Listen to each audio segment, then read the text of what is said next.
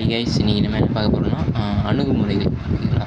என்னென்ன அணுகுமுறைகள்னு சொல்கிறேன் அப்படின்னு பார்த்தீங்கன்னா, இப்போ ஒரு நம்ம பப்ளிக் அட்மினிஸ்ட்ரேஷன் படிக்கும்போது நம்ம அதுக்கு புதுசாக நம்ம வார்த்தைகள் படிக்க வேண்டியதாக இருக்கும். இந்த மாதிரி வார்த்தைகள்லாம் நமக்கு புரியாது. ஸோ அதனால அதுக்கான டெஃபினேஷன் நான் கொடுக்குறேன். நீங்கள் படித்ததுக்கப்புறம் தான் நீங்கள் ஃபுல்லாக நீங்கள் வந்து படிக்க முடியும். ஓகேங்களா? அது புரிஞ்சிக்க முடியும்.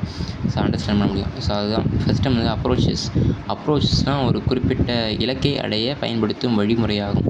நீங்கள் ஒரு கோல் அச்சீவ் பண்ணணும்னா நீங்கள் அதை வந்து ஏதாவது ஒரு குறிப்பிட்ட திங்ஸ் வந்து நீங்கள் அச்சீவ் பண்ணது தான் அது நீங்கள் அப்புறம் உங்கள் கோலை வந்து அச்சீவ் பண்ண முடியும். ஸோ அதே மாதிரி தான் இப்போ உங்களோட கோல் வந்து எம்பிபிஎஸ்ஸாக இருக்கும்பொழுது நீங்கள் ஒரு புவராக இருக்கும்போது நீங்கள் வந்து நீட்டை அதிக பேர் அப்ரோச் பண்ணுவாங்க. சில அப்ரோச் பண்ண சொல்கிறாங்க. ஏன்னா நீட் அப்ரோச் பண்ணால் அவங்களுக்கு வந்து அவங்களுடைய ஃபீஸும் கொஞ்சம் கம்மியாகும் ரிசர்வேஷனால். ஸோ அதே மாதிரி தான் இப்போ நீட்டில் நீங்கள் பாஸ் ஆகணும் அப்படின்றது அவங்க கோல் பார்க்கும்போது என்சிஇஆர்டி சிலபஸ் வந்து நீங்கள் அப்ரோச் பண்ணலாம்.